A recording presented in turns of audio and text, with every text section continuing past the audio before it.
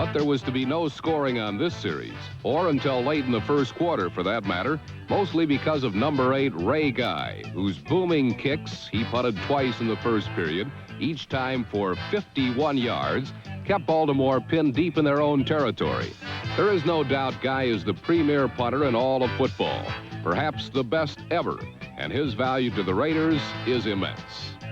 The Colts never did extricate themselves from Guy's punting barrage, but did come close on a bomb from Jones to Freddie Scott that was beautifully played by number 24, 15-year veteran Willie Brown, one of the great cornerbacks in the game.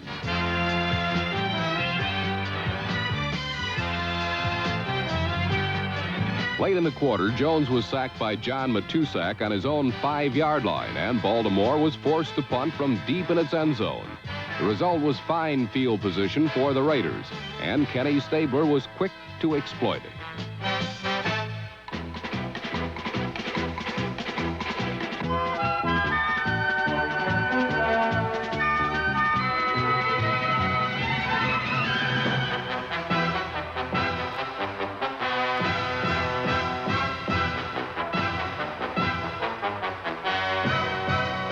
The big play was provided by setback Clarence Davis, number 28, who tore over left guard and ran 30 yards for the first score of the game.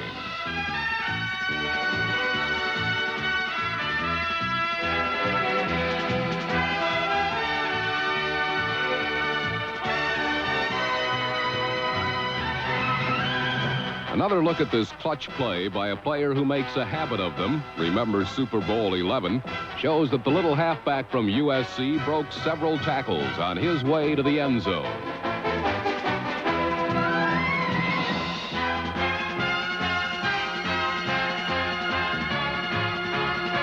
But Oakland's 7-0 lead was short-lived. For less than 2 minutes into the second quarter, the snake was bitten by the Baltimore defense. Number 40, strong safety Bruce Laird, stepped in front of Mark Van Egan and streaked 61 yards for the tying touchdown.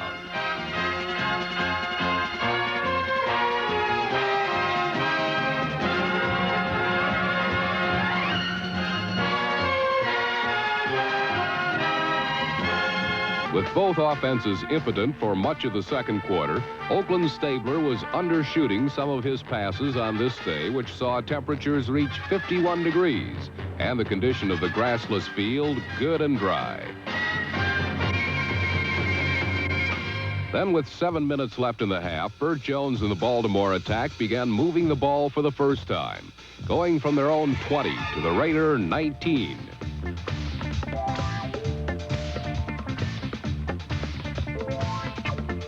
But there the rally ended when on third down, number 32, Jack Tatum, just missed picking one off.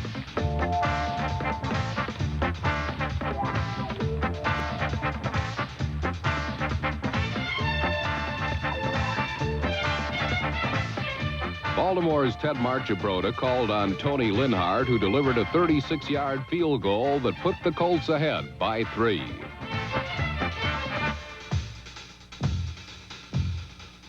Now, with less than 2 minutes left in the half, the Raiders came roaring downfield on the arm of the snake.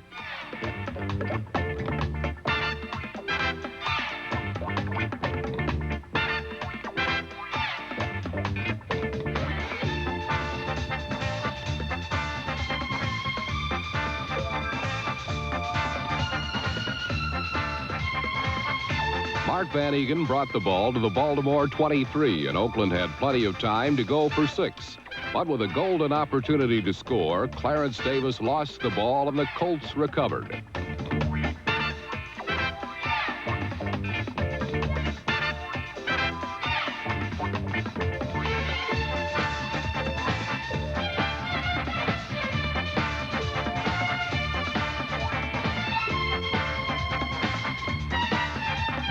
Closely contested first half ended with John Madden's Raiders on the short end of a 10-7 score.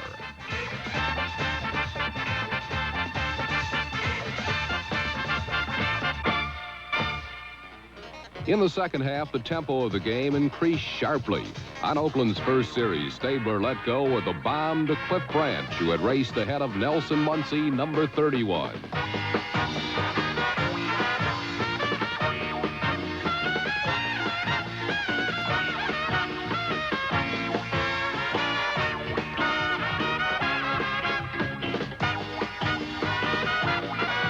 play was good for 41 yards and had taken a great leaping catch by the All-Pro receiver from Colorado.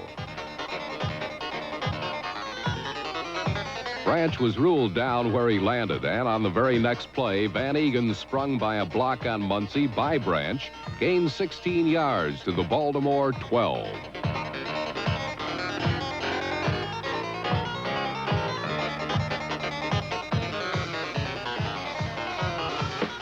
Two plays later, Stabler calmly passed to tight end Dave Casper for the touchdown that gave the Raiders a 14-10 advantage.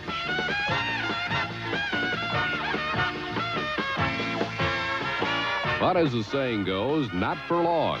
On the kickoff following Casper's touchdown, Marshall Johnson, an obscure wide receiver from the University of Houston, took a short kickoff, skirted the wedge, and was off to the races. 87 yards to put Baltimore right back in the lead.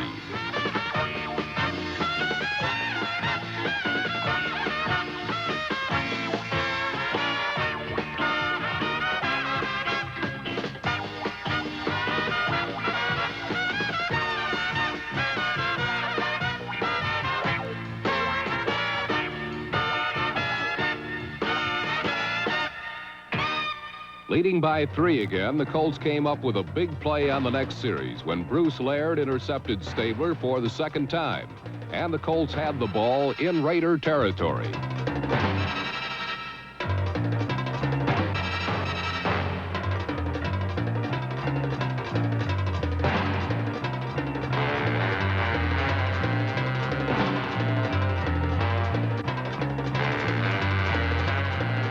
But here the Oakland defense got tough, very tough.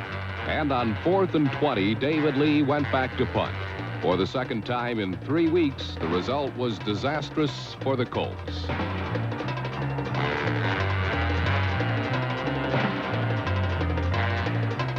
In the season's next to last game, Detroit had beaten Baltimore on a blocked Lee punt. This time, the Raiders recovered at the Colts 16.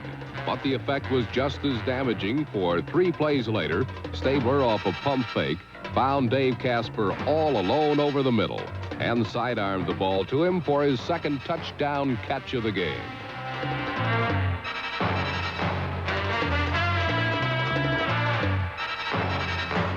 Oakland now led this seesaw battle 21-17. Cinemax has variety. Tons of movies. No commercials. A lot of movies that you cannot rent. It's in under 4 minutes, 4 points more than they had scored in the entire first half.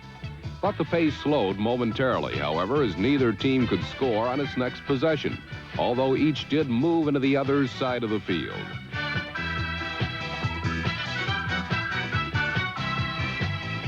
Freddie Scott's juggling, painful catch began the Colts' drive with a 19-yard gain, and a repeat reveals what a remarkable catch Scott made. Scott had a tenuous grasp on the ball at best when Monty Johnson wasted him. But Scott, who was again filling in for Roger Carr, has sure hands, and his great catch makes it hard to believe that on the very next play, he didn't appear to have any hands at all.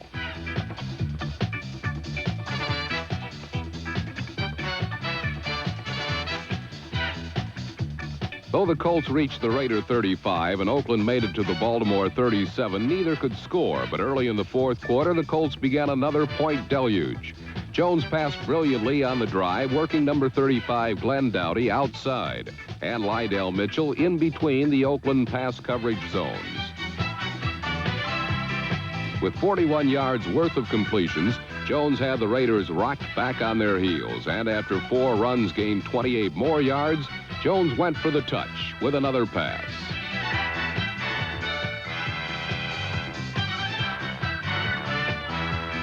Though Lester Hayes appears to be exulting after a good play, he was actually reacting to a pass interference call made against him that gave Baltimore a first down on the Oakland 1-yard line. The Raiders, Monty Johnson in particular, did not quite see eye to eye with the officials, for the penalty set up Baltimore for an almost certain 6 points. But the points did not come easily. The fired-up Raider defense did not give an inch on 3 cracks from the 1-yard line, And even on the fourth, Ron Lee was not sure he had made it either.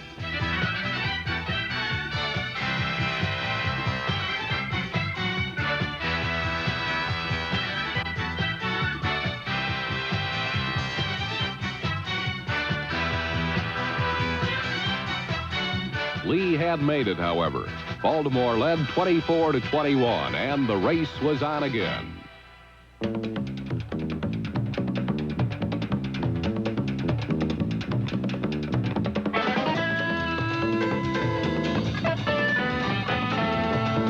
It would take the Raiders just 5 plays to get the touchdown back, as they too were aided by a pass interference call when Nelson Muncie backed into Cliff Branch. And Oakland had a first down on the Baltimore 1.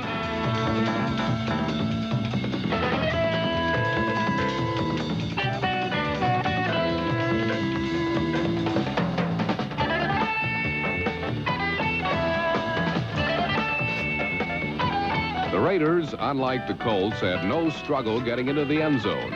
On the next play, designated touchdown scorer Pete Banaszak, number 40, charged over the Colt goal line, and Oakland had reclaimed the lead 28-24. Now it was Baltimore's turn on the upside of the seesaw battle. They used only 4 plays to go 73 yards for another touchdown.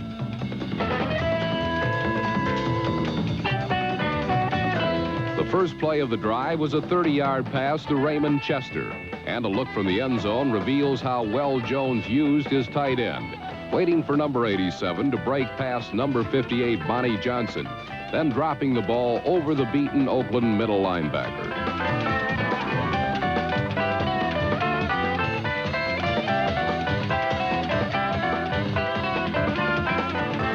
Jones now centered his attentions on running back Ron Lee, who got all of the remaining 43 yards of the drive on just 3 plays. The first was a 16-yard pass reception, followed by a 14-yard run around the Raider right side. Lee, a second-year man from West Virginia, has become a very valuable Colt. At 6'4", 228 pounds, he is the biggest Baltimore back, but also the fastest, and he polished off the Colt drive from 13 yards out. A repeat of Lee's touchdown reveals another facet of his blossoming talent. The play was designed to go off tackle, but Lee found a hole elsewhere, made a quick and decisive cut, and found an easy path to 6 points. This time, the teams had used only 2.5 minutes to score 21 points. But Baltimore owned 2 of the 3 touchdowns and led 31-28. Leading by 3, the Colts later had a chance to run out the clock and dethrone the defending champions. But the Raiders are just that, champions. And they made the plays on defense when they had to. The biggest offensive play was a 2nd and 10 with 2 minutes, 17 seconds left.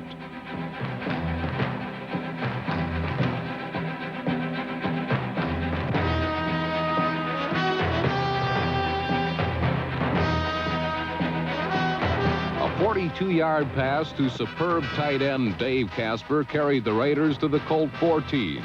And an end zone repeat reveals why Casper is an all-pro. In the most crucial of situations, Casper had to make what most receivers consider the toughest catch of all, looking straight back, then catching the ball as it came down directly over his head.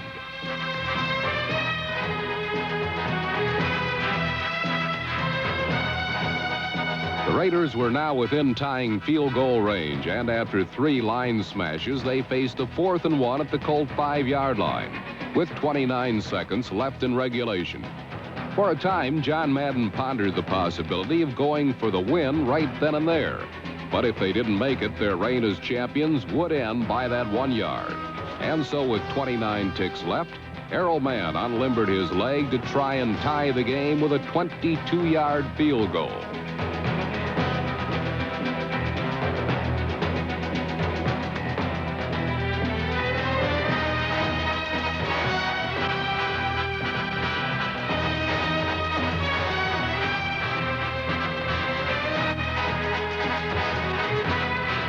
Like a man who does this sort of thing 3 times a day, Errol Mann pumped it through, and the game was tied 31-31 going into sudden death overtime.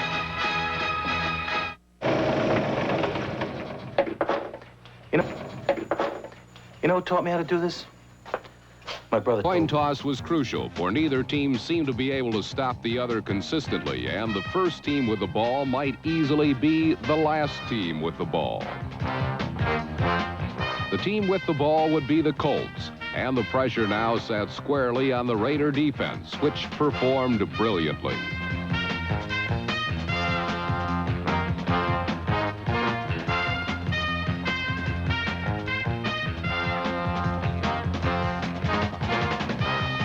There is growing suspicion that the Colts might never have scored, for on 3 fifth-period possessions, the Colts ran 12 plays.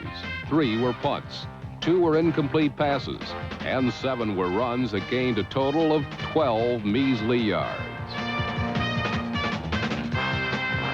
The Raiders had a shot to win on their first possession of overtime, but Mann's 48-yard field goal attempt was blocked. It was, however, merely a stay of execution for the Colts.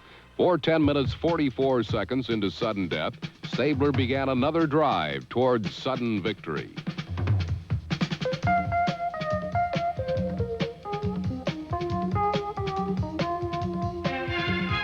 From the Baltimore 47, the Snake went for it all, but his pass to Cliff Branch was broken up and almost intercepted by Muncie.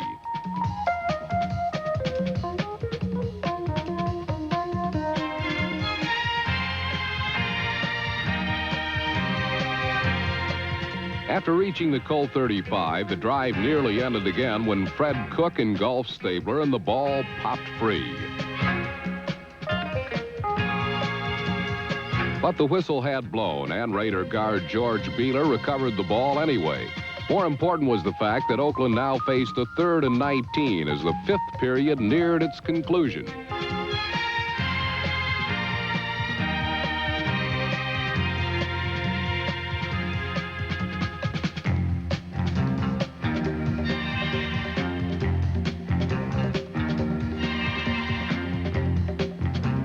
Branch's diving catch gained precisely 19 yards, and as 5th period turned into 6th, Oakland was on the Baltimore 10.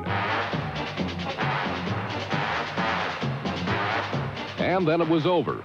Only the 3rd game in NFL history to stretch into 6 quarters was ended by Dave Casper's 3rd touchdown catch of the game, 43 seconds into that 6th quarter. It was the 3rd longest game in NFL history. The Raiders' first win in the playoff game away from Oakland, and truly one of those games where it's a shame both teams can't win.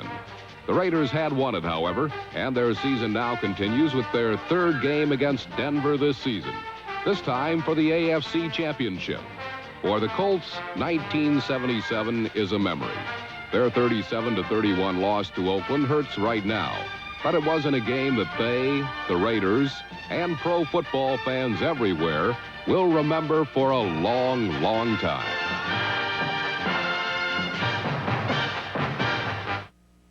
This